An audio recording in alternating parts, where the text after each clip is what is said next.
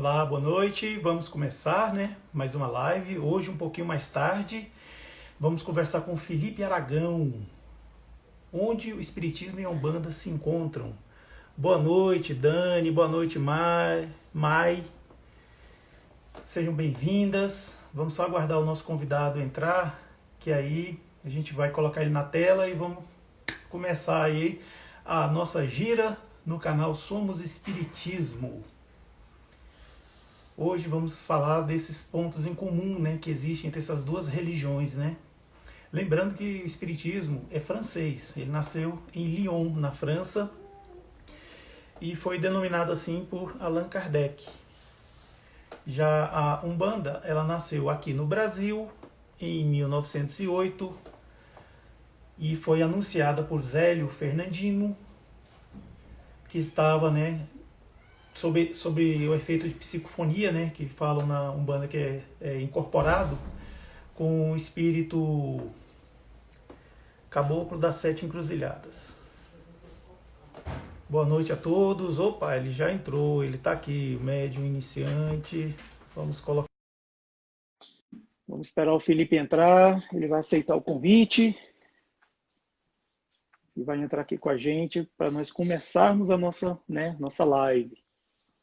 Olha ele aí. Boa noite, Felipe. Boa noite, meu cara. Você consegue me ouvir bem? Ed? Tudo bem? Estou te ouvindo bem. Também estou te ouvindo bem, isso. Então, dessa forma, a gente já, né, pode começar. Pois é, o Felipe Aragão, ele fala lá da Paraíba, da cidade de Casageira. Não, é Ubajara. Ubajara, Ceará. Ubajara, Ceará, me desculpe. E ele é o médium, né? Trabalha tanto no Espiritismo quanto na Umbanda. E tem um amplo conhecimento, como a gente já viu no blog dele, que ele tem no WordPress e também no Instagram. Felipe, antes da gente começar assim, efetivamente no tema, eu queria que você falasse um pouco do seu perfil aí, o médio iniciante, assim, como é que surgiu essa concepção, o que te causou interesse de você criar, né, esse perfil, o nome, por que o nome, né, o médio iniciante? Você pode contar pra gente, por favor? Certo, com certeza. Meu nome é Felipe, eu falo aqui de Ubajara, né, no interior do Ceará, região serrana, 320 quilômetros de Fortaleza, friozinho, frio no Ceará é possível. Sim. Estamos aqui. Sou trabalhador de uma casa que se diz universalista, né? O Lar de Jesus da Caridade, Centro Espírita Universalista. Universalista por quê? Estudamos sim o Espiritismo e a Umbanda faz parte da terapêutica, né? A parte de cura, de incorporação, a parte mediúnica mesmo. A gente trabalha enfeixado, né? Nas linhas do povo da Umbanda, né? Preto Velho, Caboclo, principalmente.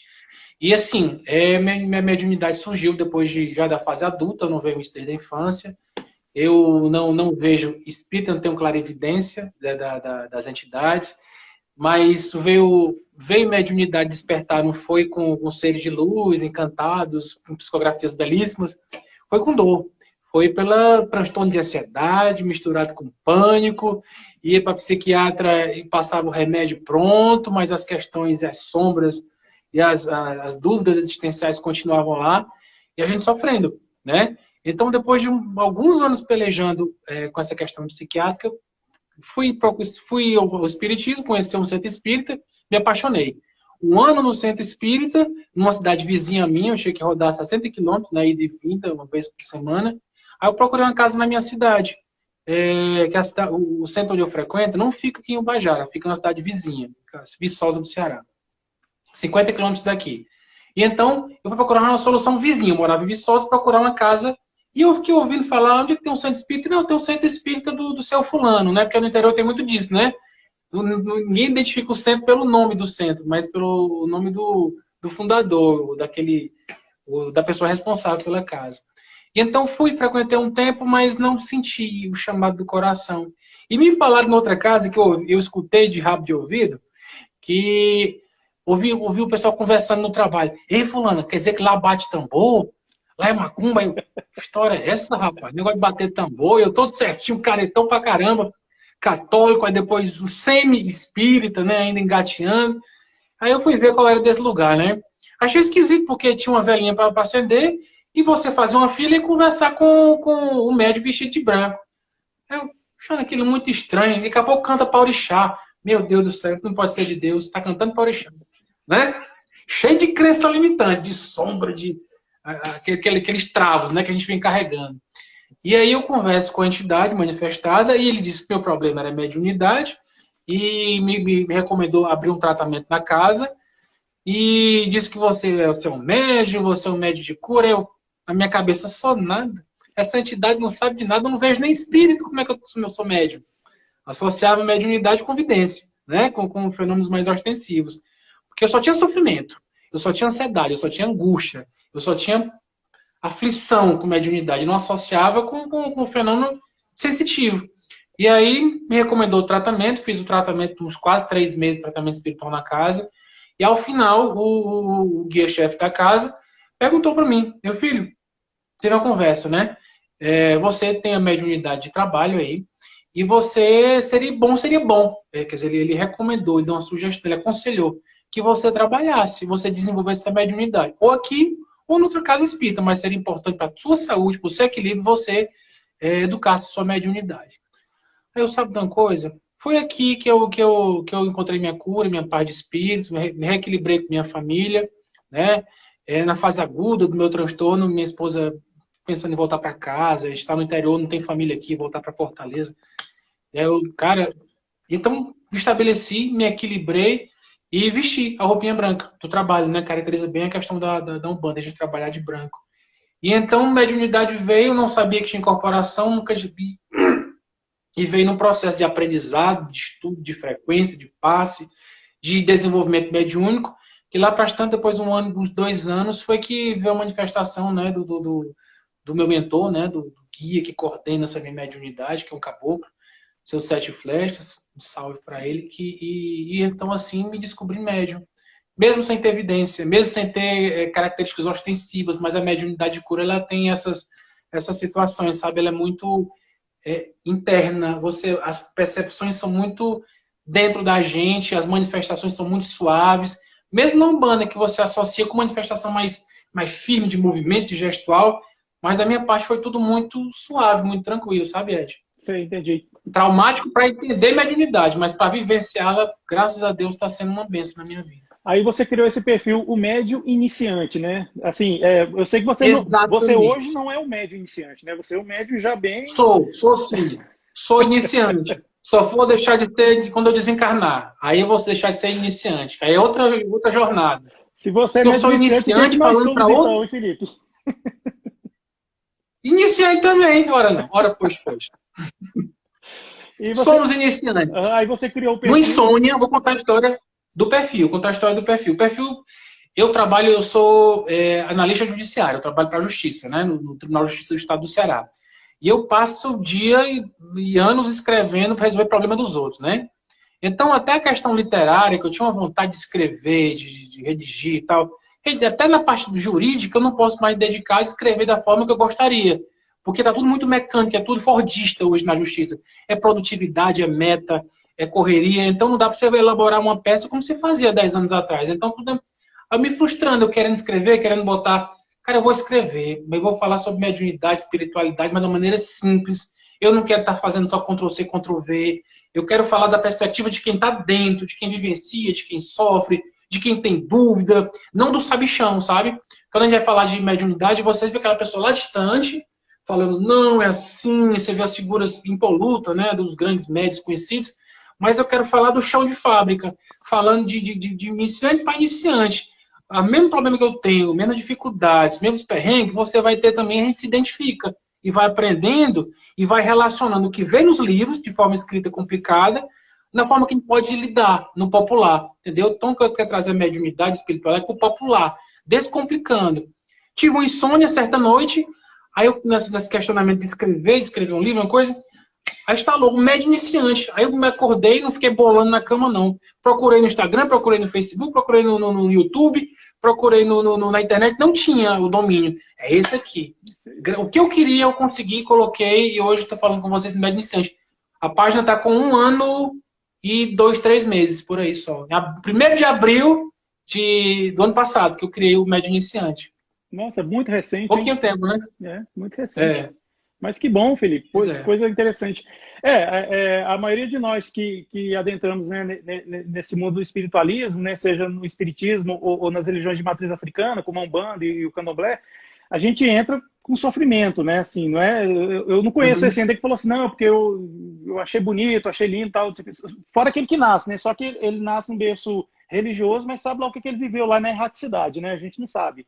O sofrimento talvez foi até muito pior do que encarnado, né? Mas aí a gente sabe que, por exemplo, que a Umbanda e o Espiritismo são religiões distintas, né? Você mesmo já falou nas lives, o Espiritismo é francês, né? Ele nasceu em Lyon, na França. Allan Kardec é que deu esse nome, né? Espiritismo, porque para coisas novas dá-se nomes novos, né? Tal. Já a Umbanda, ela nasceu aqui no Brasil, ela é uma religião afro-brasileira 100%, né? Foi o Zélio Fernandino que recebeu o espírito do caboclo das Sete Encruzilhadas, né? Isso mesmo, né? Sim. E anunciou que a partir daquele dia seriam criados, se não me engano, ia ser criado 7 terreiros de Umbanda no Brasil inteiro. Tendas. Né? As tendas, né? Pois é. E naquela época, de 1908, o espiritismo era muito elitizado, não era assim para todo mundo. Por quê? Era uma moda das pessoas. O que vinha da Europa para cá para o Brasil não era para todo mundo. Uma comparação que a gente faz é o futebol, por exemplo. Quem foi que trouxe o futebol para cá para o Brasil? Foi o inglês, né? O inglês lá, Charles Miller, né? Charles Miller. Miller, né? Exatamente. Aí, quem praticava futebol era só gente da elite, só, por exemplo, pessoas negras não jogavam futebol. Começou a jogar com aquela patifaria do Fluminense, que é passar pó de arroz na cara dos negros para ele fingir que era branco e jogar. Então o espiritismo tinha um pouco os caras voando, né? Pois é, então o espiritismo, que é mais ou menos nessa época, e tinha essa coisa também, né? Era europeu, tinha aquela coisa de dominar o francês, tal, não era qualquer um. Então a Umbanda veio nesse sentido, assim, de inclusão mesmo. Tem muito espírita que não gosta que eu fale isso, que eu estou falando aqui para vocês, né? Para você e para todo mundo. Imagino. Mas o espiritismo era. O que mudou muito o espiritismo foi Bezerra de Menezes e depois o Chico Xavier, né? Claro que teve outros operadores aí também que popularizaram, ou até assim, tornaram mais humilde, né, a prática do espiritismo, né? Mas assim, fala um pouco da Umbanda para nós, por favor, você que não é um trabalhador assim ativo. Sou, e eu posso falar com toda tranquilidade, com o coração aberto e franco, que eu sou espírita e sou umbandista. Não pode, você tem que escolher. Não, por que mandou eu escolher? Quem foi? Quem disse que isso foi um papa do espiritismo, foi um papa da Umbanda que disse que eu tenho que ser uma coisa ou outra? Não. Aonde está escrito Meu espírito, isso? Eu sou um livro buscador, espiritualizado. Eu busco. E as duas doutrinas me trazem, se complementam para mim, trazendo o que eu preciso na parte intelectual e na parte devocional. O espiritismo, o corpo que Kardec codificou, o corpo de doutrina, é maravilhoso e é riquíssimo. E muito poucos espíritas conhecem a fundo a riqueza de que Kardec deixou. Lê um monte de outra coisa, mas não lê a codificação. Às vezes você abre aleatoriamente o livro dos médios e chega lá, meu Deus, isso aqui é perfeito. Pois é. Hoje eu estava lendo as reuniões espíritas, lá no finalzinho do livro dos médios. Que riqueza! Estava lendo o regulamento da Sociedade Espírita, Sociedade Parisiense de Estudos Espíritas. Isso. O regulamento é maravilhoso. Dizem, vamos estudar tudo. Só é proibido política, religião, não sei o quê. E futebol. Se tivesse futebol, ele colocava. Mas não podia. Mas estuda-se todo o fenômeno espírita para ser estudado. E por que hoje não se estuda? Por que não se estuda mais, feitiçaria, contra feitiço, quebra de demanda? Por que não se estuda apometria amplamente, que é a ciência nova, da década de 70 para cá? E é fenômeno espírita, por que não se estuda, entendeu? Então o espiritismo é maravilhoso. Eu tinha até no começo um certo ranço, confesso, com o espiritismo, mas era por conta de segmento do movimento espírita, que é fechado, que é enclausurado, que isso aqui não pode, isso aqui não deve, isso aqui está errado, isso aqui é atrasado. Como que eu vou avaliar isso, segundo as minhas experiências de vida, né? Como é que eu posso cortar toda uma parte do conhecimento que está disponível por dogmatismo? Se eu já fugi do dogmatismo da Igreja Católica, eu vou entrar no outro dogmatismo, sendo que Kardec não era dogmático. Kardec era maravilhoso, um cientista, um livre pensador, um buscador autêntico, magnetizador, estudioso, pedagogo, investigador, cientista, e a gente limita, enquadra, fecha a pequena Kardec. Então, eu estudo o espiritismo e estudo também Umbanda, que a Umbanda tem, inclusive, larga literatura, né? Fora o conhecimento da oralidade que a gente tem no chão, né? No terreiro. Porque a Umbanda, você já apontou aí, né, mas é importante lembrar que a Umbanda brasileira, fundada, anunciada em 1908, e 15 de novembro de 1908, né, pela mediunidade Zé Fernandino, um jovenzinho de 17 anos, que estava pirando, estava surtando dentro de casa, né? Tava falando manchinha, com sotaquezinho, outra hora tava rápido, tava subindo nas árvores. Aí, pelo amor de Deus, pai, o que eu faço com esse menino? Aí leva no tio que é psiquiatra. O psiquiatra faz um monte de exame. Não, esse menino não é louco. O tio, inclusive, era diretor de um, acho que era o Hospital dos Alienados, né? No Rio de Janeiro, em São Gonçalo, Niterói. E aí leva o menino para o padre. O padre reza de tudo quanto é jeito no menino. Não. E daqui não é caso de exorcismo, que já fiz tudo quanto é seguir toda a cartilha aqui do Vaticano. E não exorcizou o menino. Aí levaram numa rezadeira da família, uma senhorinha. Não, meus filhos, isso aqui tem um preto velho que acompanha ele, tem um pretinho. Não tem jeito. Fomos no psiquiatra, fomos no padre, fomos na rezadeira, o menino continua espritado, vamos levar ele no centro espírita, que é o melhor canto para tratar de espiritualidade, mediunidade, centro espírita. Federação Espírita de Niterói, que era vizinho de São Gonçalo. E aí levaram o menino logo para mediúnica, né? Que não se faz, não tem esse costume, né? De levar o paciente, o consulente, para dentro de uma reunião mediúnica. E foi levado o menino para mediúnica, e lá conta-se, né, que ele mediunizou, o caboclo mediunizou o preto velho. Ele disse que os próprios membros daquela mesa, daquela reunião mediúnica, manifestaram também caboclos pretos velhos. O dirigente estava louco, meu Deus, como é que pode? Tanto é uma infiltração. Aconteceu na casa espírita, é uma invasão, né, de espíritos trevosos. E lá, bastante, o dirigente que via falar rosa branca, né? O caboclo de Sete Encruzilhadas disse que a mesa está muito fria, vou trazer uma rosa branca para cá. Foi no jardim, botou uma rosa, enfeitou, né, a mesa. Aí o dirigente, eu estou vendo que o senhor está vestido de padre, vestes brancas clericais. E o senhor fala dessa forma rústica por quê? Meu filho, porque eu fui um caboclo, fui muito feliz aqui em terras brasileiras. Eu fui sim o padre jesuíta, o Gabriel Malagrida, né? Inclusive o Gabriel Malagrida até foi aqui pelo Ceará, pelo Piauí, até o Maranhão e Pará. E do Pará ele viajou para Portugal, e lá onde ele foi morto pela Inquisição, porque ele anunciou o grande terremoto e o grande incêndio que haveria em Lisboa. Então, como ele foi um profeta, né, ele divisou o que ia acontecer, ele foi morto na Inquisição como bruxo. E de fato era um grande espírito milenar, uma sabedoria incrível. Então, Gabriel Malagrida se manifestou para fundar Umbanda como caboclo das Sete Encruzilhadas. E anunciou, se vocês não querem receber um espírito de pobre, de preto, de índio aqui na casa de vocês, pois amanhã fundaremos um culto na casa do meu aparelho, do meu médium, onde daremos a oportunidade a todos de trabalhar. Ensinaremos aos que mais sabem e aprenderemos com os que mais sabem. E então vai ser fundada a Umbanda. E diz que no dia seguinte foi um ribuliço. 8 horas da noite, foi todo mundo para lá, o pessoal do Centro Espírita, os amigos, os vizinhos, para ver se de fato ia ter revelação, né? Ia ter sucesso. Não tinha televisão, não tinha internet, não tinha Netflix. Vamos ver o menino incorporar esse espírito. Chegou lá, 8 horas certinho, manifesta. E funda-se o culto na casa do Zélio. E foi crescendo, né? Aí no dia seguinte, aí veio o Preto Velho, se manifestou, pedindo cachimbinho. E ao longo dos anos, outras tendas foram sendo criadas, derivadas da casa-mãe, né? Nossa Senhora da Piedade, tenda espírita. Ele criou com esse nome, porque a Umbanda era muito perseguida. Todo o culto afro, as macumbas cariocas eram perseguidas pela polícia. Então, o espiritismo não era perseguido. Então, vou botar o nome de espiritismo. Então, você vê que a Umbanda surgiu como um movimento a partir de dentro do Centro Espírita, da Federação Espírita. Então, a base, por mais que se diga que ela tem base, ela é matriz africana, o africanismo foi sendo introduzido ao longo do tempo. Várias casas foram trazendo elementos do candomblé, da Jurema, né, que é mais indígena aqui do Norte e do Nordeste. Então, assim, ela começou dentro do Centro Espírita com cânticos, com homenagem a santos católicos, catolicismo popular muito presente, e o espiritismo, que diferenciava a questão da ritualística, né? Porque a Umbanda surgiu claramente, notoriamente, como religião. Ela não era ciência de observação de fenômeno, não veio para ser filosofia, não veio para ser doutrina moralizante, mas veio como uma religião, diferente do espiritismo, que surgiu como ciência, onde frequentavam muçulmanos, católicos, judeus, agnósticos, enfim. Sim, porque era ciência. Foi virando religião na medida que o Dr. Bezerra abraçou, trouxe o culto a Maria, Chico Xavier, que era católico. Então, o espiritismo ganhou esse ar religioso, muito forte. A parte científica do espiritismo foi minguando, virando gueto, né? Quem fala de magnetismo, às vezes é mal visto.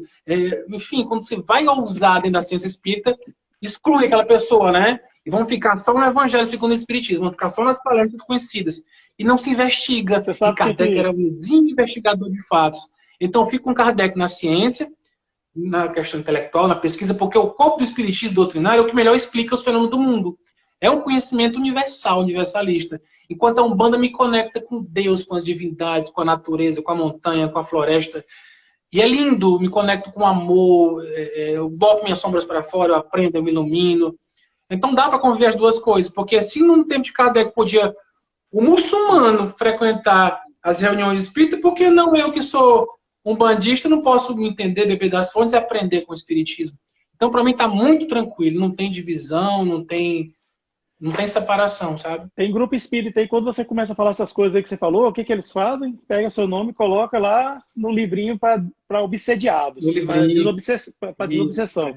Mas é o seguinte, me lembrou um fato assim, muito interessante. Eu, antes de ser espírita, eu fui um bandista, né? Eu acho que ainda sou um bandista, né? Eu só não estou indo por causa da pandemia e tal, mas assim, eu tenho um respeito enorme, né? Pelas entidades da esquerda, né? O Exu, Maria Padilha e todos eles, né? Devido à sinceridade, eu gosto de sinceridade, sabe? É muito interessante isso. Mas uma vez eu estudei numa casa espírita desobsessão por corrente magnética. Eu tô aqui em Brasília, né? Então, assim, isso é muito estudado por uns grupos que tem aqui numa cidade chamada Taguatinga, Samambaia, que é a cidade aqui perto aqui de Brasília mesmo. E eles aprenderam essa técnica em Palmelo, com o Jerônimo Candinho, né? Que é um médium muito famoso lá. E Jerônimo Candinho declarava, onde ele aprendeu desobsessão por corrente magnética? Com Eurípides Barçanufo em Sacramento, Minas Gerais. Olha só que interessante.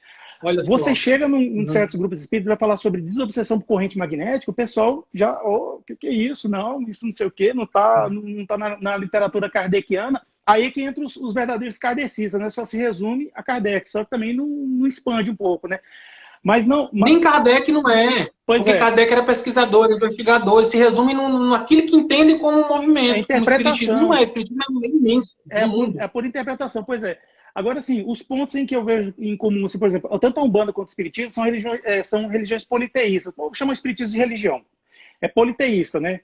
Tem a prática da caridade. A Umbanda é muito forte isso. Os verdadeiros centros de Umbanda, você chega lá, você não tem que pagar nada, você não tem que comprar nada lá. Os verdadeiros, né? Que ainda tem aqueles que fogem um pouco da caixinha, né? Assim, a entidade te atende assim com aquele carinho, aquela coisa gostosa, aquele calorzinho, aquele quentinho, sabe? Que é difícil encontrar em outro lugar assim. É tão bom, sabe, assim, quando você vai, né? Como consulente numa casa de Umbanda, né? Tem também, assim, o estudo dos fenômenos, né? Tem tenda de Umbanda que estuda os fenômenos, né? Inclusive estuda mais as obras básicas de Kardec, inclusive. Tem um bandista que sabe mais desse livro aqui do que muito espírita aí que eu já vi, ó. Muito, sabe? Eu me admiro de uns que eu conheço aqui em Brasília, assim, que realmente é admirável. E, além disso, também, tanto a Umbanda quanto o Espiritismo tem essa questão dos fenômenos, né, de incorporação ou psicofonia. E, assim, acredita na vida após a morte. Na Umbanda tem a Aruanda, né? Por exemplo, o Espírita tem Nosso Lar. Só que a Aruanda é assim, muito mais evoluída. A Aruanda é um plano espiritual assim, onde vai só os puros espíritos mesmo. Agora, interessante é que esse livro aqui, ó, Nosso Lar, sim, isso não está no filme. No finalzinho aqui, André Luiz vai atender o marido da ex-esposa dele. Aí o que André Luiz vê? Vê que ele está muito ruim, doente, o que ele faz? Ele vai lá fora, chama uma amiga dele, acho que é Narcisa, não sei se eu não me engano. Aí, parece que aí ele explica para ela a situação, aí ela vai lá na floresta, olha só, ela chama umas entidades espirituais, e eles vão lá para a floresta e voltam com bálsamos de mangueira, laranjeira. De mangueira. Gente, olha o que é isso. Aí entrega nas mãos de André Luiz vai lá, faz assim, um emplasto e passa nele assim, e no dia seguinte ele tá melhor. Gente, isso é Umbanda. Não tem outro nome, cara. São os caboclos, os índios das florestas. Não é? Esse trecho aí são 2,5 linhas. Eu sei até onde fica. São 2,5 linhas que fala e pronto, ninguém comenta mais a depois que trazem as essências da mangueira, entidades diferentes, né? E ele, pronto, não diz que entidades são essas, não continua, não explica, fica ali, né? Então fica tudo subentendido. E é muito interessante porque tá os livros.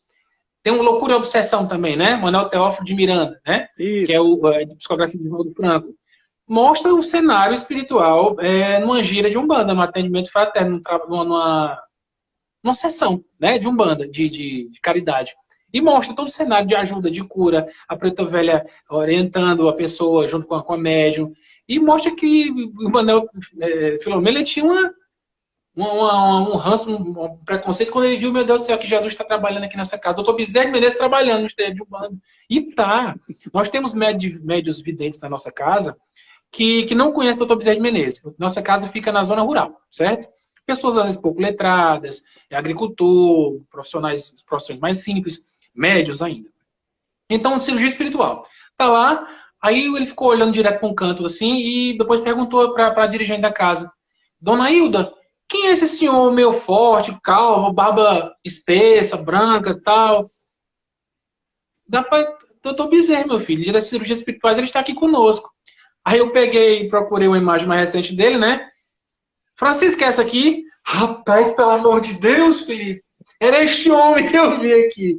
Então são pessoas que não têm necessidade de enganar, de ludibriar, de querer chamar atenção. Ah, eu vi doutor Bezerra, ah, eu incorporo Bezerra. Não, a gente que não conhece mais Caboclo, Preto Velho, conhece Exu, mas não conhece os grandes baluartes do espiritismo. E viu o doutor Bezerra numa casa universalista que trabalha com Umbanda, com Umbanda, com a caridade, para Jesus, mas com orixá, com Caboclo, com Preto Velho. E o doutor Bezerra está lá trabalhando, como vi médico alemão para as cirurgias. Quer dizer, então quem cria embaraço, de muitas vezes, somos nós, entendeu? Por que muitos estão buscando a Umbanda? Porque a Umbanda, você conversa diretamente com a entidade que traz o conhecimento. Não é algo hermético, né? Fechado com um grupo de iniciados que está há 15, 20 anos dentro do centro. A Umbanda, você chega doente, você conversa com a espiritualidade. Você tem um atendimento fraterno diretamente com o médium incorporado de uma entidade superior, que te dá um aconselhamento, conversa contigo, escuta teus problemas e te ajuda de alguma forma. E talvez falta um pouco desse calorzinho, sabe? O espiritismo é maravilhoso, o centro espírita tem que ser desse jeito, tem que ter muito conhecimento, prática, estudo, organização, ser aquele farol de luminosidade para quem chega desesperado. Mas assim, nada impede que possa aprender técnicas mediúnicas que vão surgindo ao longo do tempo. Kardec desencarnou em 1869. Né? De lá para cá, o conhecimento da espiritualidade cresceu, não ficou parado ali nos... Hermínio Miranda diz que o espiritismo começa com Kardec, ele não termina com Kardec. Aí você vê, né? Depois de Kardec, Revista Espírita, Leon Denis, lá para as tantas entrou quem? Madame Blavatsky, da Teosofia, aí trouxe os conceitos da forma-pensamento, que André Luiz fala de forma-pensamento, a literatura dele, que são criações mentais que se aglutinam e ganham força, ganham vida, pode virar larva astral. Tá lá, qual livro, meu Deus? Eu não sei se é no Domínio da Mediunidade que ele fala. No Mecanismo da Mediunidade, ele fala da forma pensamento. Os 7 corpos, que não são só os 3 corpos, que é o corpo físico, o perispírito e o espírito imortal. Você tem os 7 corpos que a Teosofia trouxe. Cirurgia espiritual, coisas recentes. A Umbanda foi sendo revelada 40 anos depois, para democratizar o contato mediúnico com as pessoas, né, que ficava restrito nos centros, né, que estava se elitizando. Então, por que não o pobre excluído, o preto, o índio, a prostituta, o marinheiro, o boiadeiro, o cangaceiro, a pessoa simples não pode também atuar mediunicamente? Porque cada arquétipo que a Umbanda utiliza, o que é arquétipo? Uma representação humana de um tipo humano nosso. Então, o índio é um tipo humano brasileiro, né? Que traz a perseverança, traz a ancestralidade. O negro é a mesma coisa, a sabedoria do velho, né? A paciência, o calorzinho, o amor da vovó. A criança, a felicidade, a alegria de viver. O Exu trazendo essa questão doa quem doer, fazer o certo pelo certo, não importa se vai te magoar, deixar você dodói, ele vai dizer o que tem que ser dito. A Pombagira trazendo respostas e conhecimentos relacionados à sexualidade, ao relacionamento homem-mulher, lutando contra o preconceito contra homossexuais e contra o abuso, né? Então tem muito, tudo é arquétipo, a questão de arquétipo junguiano veio trazido com Jung, que nasceu também, começou a publicar obra na segunda década do século XX. Não era mais, Kardec não conheceu Freud, não conheceu Jung, eles vieram depois. Então, muita coisa foi surgindo para nos ajudar a compreender o fenômeno espiritual por trás. E a Umbanda traz muito elemento junguiano, que é defendido por Joana de Ângeles. Joana de Ângeles é um junguiana, né? A mentora do Divaldo Franco. Então, por que não beber de Jung? Né? Beber desse conhecimento. Então, a Umbanda traz isso velado. Então, quem tem olhos de ver e ouvir de ouvir, que ouça e que veja. Né? Agora, quem quiser estar fechado, é opção também, né? Deus está aí, cada um evolui no tempo que for. Seja feita, né? Vontade do Pai. Eu queria só chamar a atenção para os comentários aqui. A Sarita, do Batuque, falou assim que a Umbanda é amor, é caridade, dá de graça que de graça recebestes, né? Isso é a verdadeira Umbanda, né? É o que a gente tá falando, é o que nós estamos falando aqui, né? O Pedro Vitor Lima, ele está pedindo para falar de Exu e Pombagira. E também, Felipe, a gente teve pergunta, que eu joguei a enquete lá, foi até a ideia sua, muito obrigado. A pessoa perguntando o que é macumba. Tá, você pode, macumba, tá bom. Pode falar para a gente aí sobre os Exus e Pombagira? Primeiro eu vou falar aqui. Isso, eu vou primeiro falar do que não é Umbanda, né? Para depois entrar nesse aspecto. Quando eu vou explicar para alguma pessoa o que é Umbanda, ela está muito ainda assustada de o que não é Umbanda. Primeiro de que não é. Umbanda não é trazer a pessoa amada em 3 dias, né? Umbanda não é amarração. Umbanda não cobra por atendimentos, né? Umbanda é uma religião. Então, Umbanda não cobra, é caridade pura. A Umbanda não envolve abusos sexuais, nem insinuações, nem troca de favor de qualquer tipo. A Umbanda não violenta o livre-arbítrio de ninguém. Então, eu começo a explicar o que não é Umbanda. A Umbanda, na gênese da Umbanda, não havia a questão da imolação de animal, sacrifício, sacralização, o nome que se dê. Não havia. Com a combinação de alguns pais de santo, algumas entidades, ao longo do tempo foram trazendo elementos do culto afro-brasileiro para dentro da Umbanda, e dentre eles a questão da sacralização, do sacrifício animal. Mas na gênese da Umbanda não havia o sacrifício animal para determinados fins magísticos, né? Na Umbanda, que eu cultuo, na Umbanda, que da origem de Zélio, não se mexe com o sacrifício animal, que é algo muito violento. Mas isso é preconceituoso. Alguns dizem, sabe, que é preconceituoso porque é africano. Não, não é. Porque, por exemplo, a questão da violência contra o animal. Você teve a farra do boi também, que eram eminentemente pessoas brancas que lidavam com aquilo, né? Maltratar o animal, para finalidade de diversão e tal. E por que não pode proibir de um lado e não pode proibir do outro, sabe? Mas, enfim, que fique de acordo com o nível consciencial de cada um. Mas na Umbanda cristã, da caridade, por bem, isso é um elemento do sacrifício humano, não faz parte da liturgia do sacramento da Umbanda. Coisas agregadas e bebidas de outras tradições, que não a tradição original, né? Que a gente entende que vem de Zé Fernandinho de Moraes. Então, Umbanda não é isso. Umbanda é religião. Se é religião, é pro bem. Se a casa não faz o bem, se a casa cobra, se a casa abusa, se a casa faz amarração amorosa, se a casa faz para fechar caminho, para adoecer alguém, não é Umbanda. Aí você vê magia negativa, qualquer outra coisa. Mas não é Umbanda. Umbanda é religião, prática da caridade cristã. Religião é religare, então, isso não né, com o Criador, né? A criatura com o Criador, né? O religare, né? Religião. Exatamente. Uma ligação com tua fé, com tua religiosidade. Oxalá fazendo a conexão, né, representando Jesus Cristo. Então é isso. Se está fazendo mal, se está está cobrando, está abusando sexualmente, está estranho, não fique. Né? Não é Umbanda, é outra coisa. Pode viu? Ser, Exu e Pombagira. O que são Exu e Pombagira? Rapaz, é tão vasto hoje o conhecimento em torno disso, e diferenciado. Por exemplo, tem a Quimbanda, né? O que é a Quimbanda? A Quimbanda é um culto onde se manifesta principalmente Exus e Pombagira. Só que na Quimbanda não se trata de moralidade. A pessoa veio, pede, a pessoa recebe aquilo que pede. Não importa se vai ser bom ou vai ser mal. Então ela trata dessa forma. Tem uma forma muito própria de trabalhar, né? Exu e Pombagira que trabalham na Umbanda, eles trabalham sob a coordenação de equipes hierarquicamente maiores ou um nível de conhecimento ou de trabalho diferenciado. Então, os Exus e Pombagira trabalham da Umbanda, de lei, trabalham sob a coordenação da prática do bem, da prática da caridade, desmanche de magia, de obsessão complexa, enfim, proteção, guardião de caminho, proteção do centro, dos terreiros. Então, Exu dando consulta, aconselhamento, dentro das áreas que eles dominam, mas Exu e Pombagira, dentro do terreiro de Umbanda, sério, que não cobra, que não faz amarração, que não faz o mal, que não faz marmota, esse Exu e essa Pombagira, pode confiar que é Exu e Pombagira de lei, né? Da lei da Umbanda, que segue a lei da caridade, a lei do amor, a lei da justiça, a lei do livre-arbítrio. Esses são. Felipe, mas eu ouvi falar que um terreiro acolá é Exu e Pombagira e manda sacrificar bode e galinha. Meu filho, não é o mesmo Exu e Pombagira que trabalha na casa que faz o bem e a caridade. Por exemplo, quantos João tem no mundo? Tem centenas de João. Então tem o João que é engenheiro, tem o João que é advogado, tem o João que é juiz, o outro que é agricultor, e é tudo João. Só que os caráteres do João, cada um tem um caráter diferente. Então na Umbanda tem espíritos que se manifestam com essa forma, com esse nome arquetípico, simbólico, fazendo a caridade, o bem, ajudando, às vezes dando esporro no médium, né? Chamando atenção, botando moral. E o outro lado tem um que usa o mesmo nome, mas está fazendo todo tipo de presepada, né? Aí como é que eu vou saber? Conheça pela casa. A casa que você frequenta, trabalha com a Exu Pombagira, lá você se sente bem, lá você é ajudado, lá você é compreendido, lá você tem a presença de entidades que te fazem sentir uma pessoa melhor.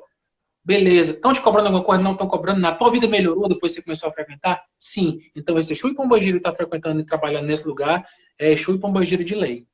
Então já tem literatura também sobre eles, né? Se você voltar mais atrás, você vai ver que Exu é uma divindade, um orixá de África. Foi o primeiro orixá manifestado. A partir dele que foram manifestados os outros orixás. Então o Exu tem toda a questão da esfera, do ciclo, a força organizadora da neutralidade. Tem um aspecto filosófico bem profundo que não cabe a gente entrar. Mas o Exu humano, né, espírito, guia, e Pombagira guia, dentro do terreiro de Umbanda que não cobra, que é sério, que só faz o bem, esse é trabalhador. Isso aí não tem nada a ver com esses que faz marmota por aí afora, não. Eu participo de um grupo no WhatsApp que tem uma garota lá chamada Sara, que ela está participando aqui como Sarita, né, do Batuque. Ela falou uma coisa fantástica. Sim. Assim, os médios, ou quando eles vêm assim, no centro espírita do lado de fora, tem os soldados, os guerreiros que ficam lá com a lança lá, protegendo, Sim. né? O que esses aí são? Eles são os Exus. Se você for pensar bem. Não aconteceu na casa espírita, fala da presença. Só que eles se manifestam da forma que eles quiserem. Por exemplo, um se sente bem com um soldado romano, outros como caboclo mesmo, índio, sabe? Isso não interessa. Uma capa, uma cartola, o chapéu, a forma arquetípica deles que eles usam. Problema zero. Exatamente. Mas, Felipe, e o que seria a macumba, na visão ubandista? Macumba pode várias coisas. Macumba pode ser uma árvore da qual é extraído um instrumento que se chama macumba, que é um recorrego, né? Um instrumento sonoro, que é utilizado, né? Trazido na diáspora africana para o Brasil. Mas associou-se o termo macumba porque era um instrumento utilizado nos cultos mediúnicos conduzido pelos ex-escravos da época no Rio de Janeiro, nos morros cariocas, né? Acabou a escravatura, né? Pelo menos legalmente falando, né? No papel. Então foram buscar viver perto das cidades, onde tinha trabalho, onde tinha emprego. Então muitas vezes tinha uma questão da mediunidade muito forte, os cultos ainda muito ligados aos atabaques, que são maravilhosos também, e a macumba foram os nomes que deram para essas manifestações litúrgicas, mediúnicas, naquela situação do Rio de Janeiro de então, né? Período logo após a escravidão. Então, macumba ficou relacionada, até de forma pejorativa, a todo culto de matriz africana. Todo culto de médium que envolve mediunismo e que não seja espiritismo, kardecista, cristão, da forma como a gente conhece, tudo que não é espírita, joga na sacola da macumba. Então, assim, é utilizado esse termo pejorativamente para associar para a Umbanda, para o Candomblé, para a Jurema, para o Catimbó. Mas, todavia, contudo, a gente no meio, piada interna, brinca uns com os outros, né? Macumbeiro, não sei o quê. Enfim, piada interna, sabe? Mas ninguém gosta que chame de macumbeiro assim pra depreciar, sabe? Mas macumba é esse instrumento, associou-se com o nome de um culto desorganizado, né? Porque Exu já manifestava, já tinha preto velho, já tinha caboclo, mas não era uma organização sistematizada, uma religião, como foi anunciada em 1908, organizada, né? Organizada assim em termos, porque não existe uma codificação da Umbanda. A Umbanda é plural. Cada casa é um universo, né? Tem uma base comum, que é a caridade, gratuita. Tem o mediunismo, né? Manifestação mediúnica. Contato direto dos consulentes com as entidades manifestadas. Mas cada casa tem uma liturgia diferente, né? Ela é mais africanista, ela é mais indígena, ela é mais católica, ela é mais espírita, ela é mais esotérica. Então, pode mesmo para chamar para a realidade, seria umbandas, né? Seriam umbandas, não seria uma umbanda. Como é o espiritismo, seriam bandas, né? Eu falo da minha umbanda que eu vivencio aqui agora para vocês. Isso depende do dirigente espiritual da casa, né? Quando eu morava em Goiânia, eu nasci em Goiânia, né? Eu frequentava Sim. um terreiro de Umbanda lá, que o mentor era o Martim Marinheiro. Era uma entidade que se apresentava Uhum. com esse nome. E a presidente, pessoa, era uma mulher, dona Dorinha, né? E ele só incorporava nela, claro, né? Tal. Então, assim, a gente via que tinha uma predominância muito grande do povo das águas lá nesse terreiro, né? Então, assim, você vê Uhum. pela dança, tal, aquela coisa assim, como ele se manifesta, né? Os arquétipos lá que você... E o ponto riscado também, que é uma coisa que eu queria que você falasse depois, que perguntaram pra gente também, sobre o ponto Tá certo. riscado. Uhum. Aí eu tava vendo assim, muita gente acha estranho, né, ter as danças, né, num terreiro de Umbanda, mas, gente, você já pensou que aquele pessoal que tá dançando, lá, suando, bicas lá, ele não tá doando ectoplasma? As energias que aquele médium ele vai para lá, gente, ele tá sem comer carne, ele tá sem, se for usuário de bebida alcoólica, ele tá sem beber, se for fumante, ele tá sem fumar. Às vezes não mexe com nada disso, quem é da Umbanda, porque não tem tempo, né? Que a Umbanda assim, tem que ser meramente, você tem que ser muito disciplinado para ser um bandista, muito disciplinado mesmo.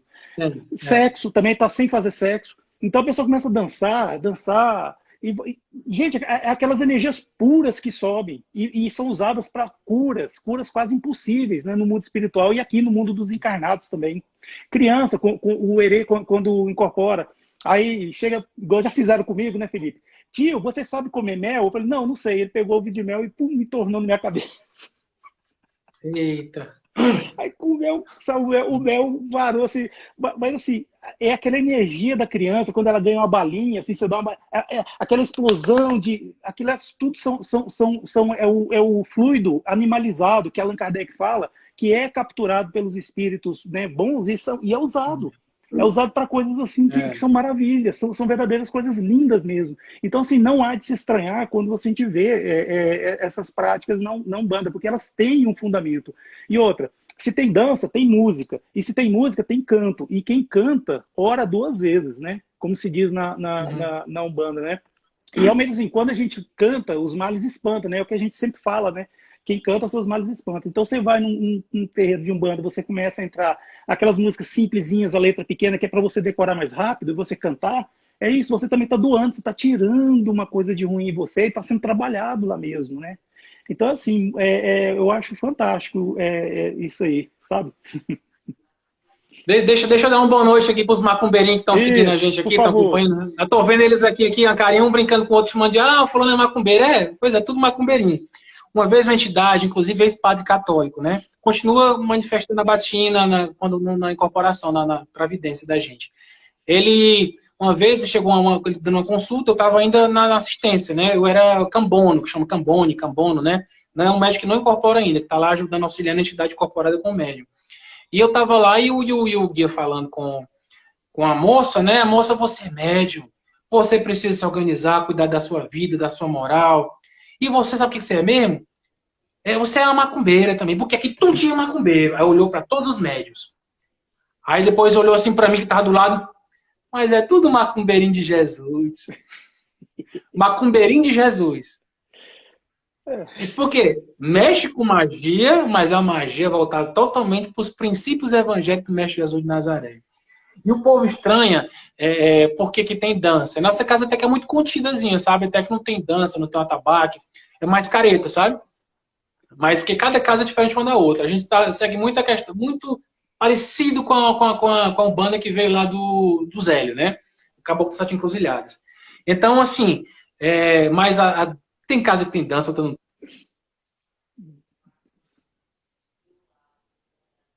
Felipe, deu uma travada aí. Botou.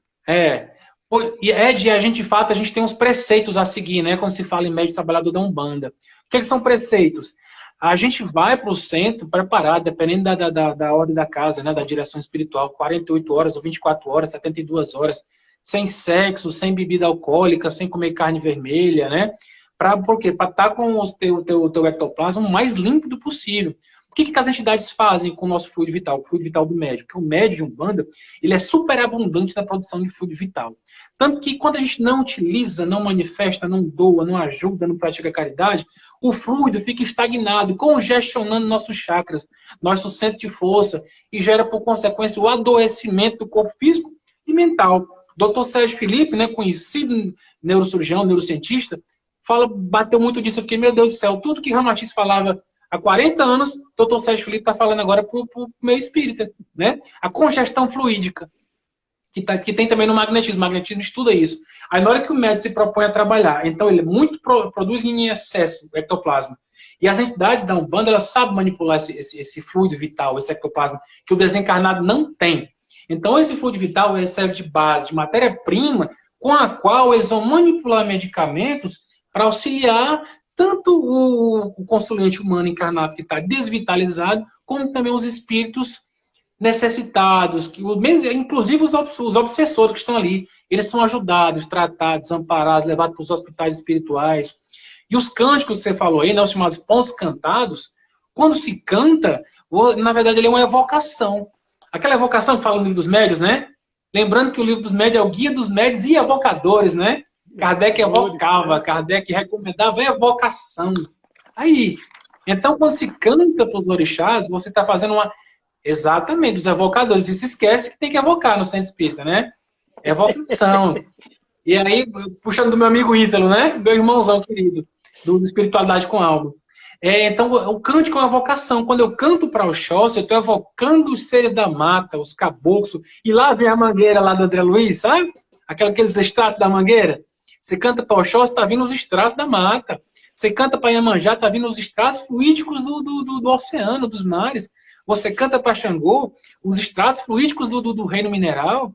E assim por diante, né? Oxum, você está trazendo a vitalização do rio, os elementos. Então, cada cântico é uma vocação de falanges de espíritos e equipes trabalhadoras, inclusive de elementais, que também está na Revista Espírita, que está lá no Livro dos Espíritos.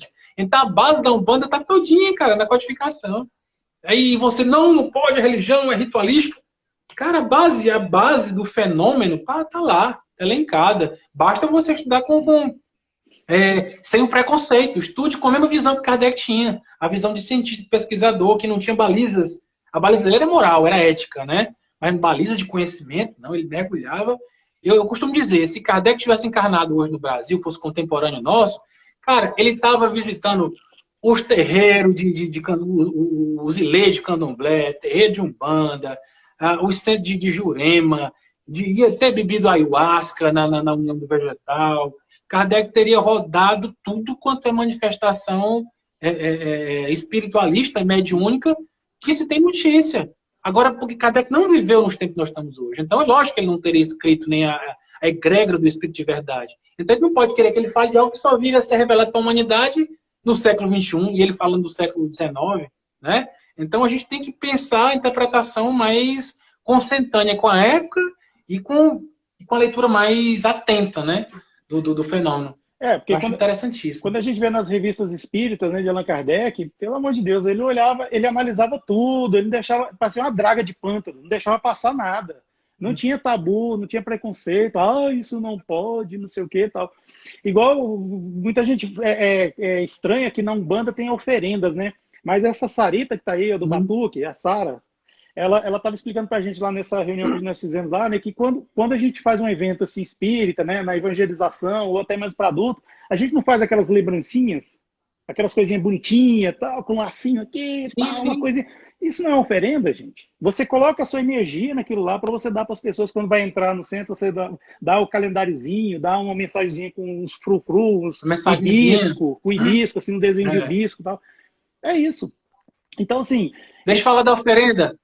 Sim. Posso falar? Pode, claro. Beleza, muito obrigado. Cara, a oferenda, você sabe que todo elemento ele tem um duplo etérico. Ele tem um duplo etérico, não, um duplo, né? Um duplo energético daquele objeto, daquela fruta, daquela verdura, daquele legume, daquele objeto. Então não é que o orixá, que o espírito vá precisar, porque o orixá já é abundância. O orixá é um atributo de Deus, é um reflexo, é uma luz, é um aspecto da divindade, o Deus único.